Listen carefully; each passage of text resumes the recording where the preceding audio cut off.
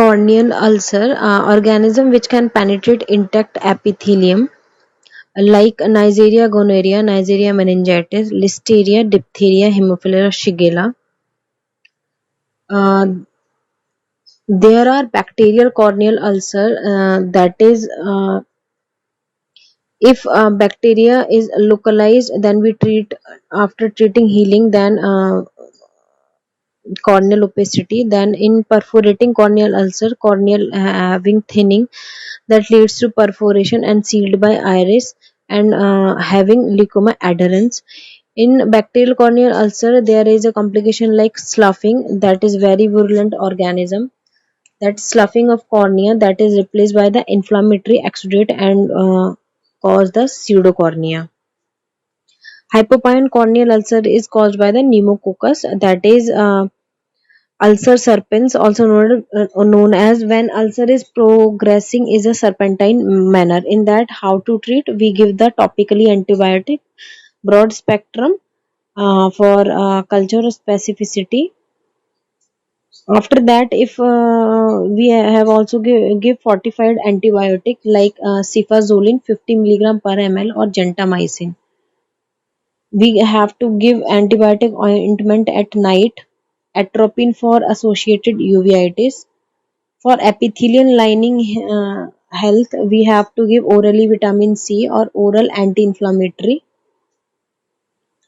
Any infective corneal ulcer, we have to not give steroid or no pad or bandages. Then management of non-healing ulcer, we have to do debridement, that is removing necrotic tissue from periphery, that helps in regrow. Then we have also give cauterization, chemical cauterization by trichloroacetic acid or carbolic acid, or cover with a flap of conjunctiva, that is called conjunctival flapping.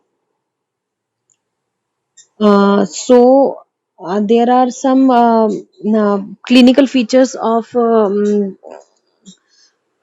like corneal ulcer, that is pain, redness, photophobia, blepharospasm or discharge. Only conjunctival vessels congested, that is known as conjunctival congestion.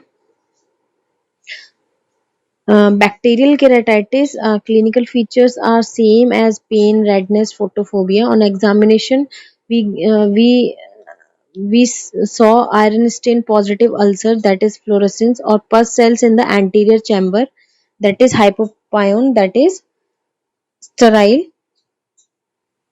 So there is some investigations that are helpful in corneal ulcer, like keratometry. We are measuring the center of curvature. Second one is corneal topography. In that we have to measure the whole curvature. And third one is pachymetry. In that we have to measure the thickness of the cornea. Then fourth one is speculum microscopy to examine the endothelial cells. And corneal sensation, one method used, that is known as aesthesiometer. So that's all about the corneal ulcer.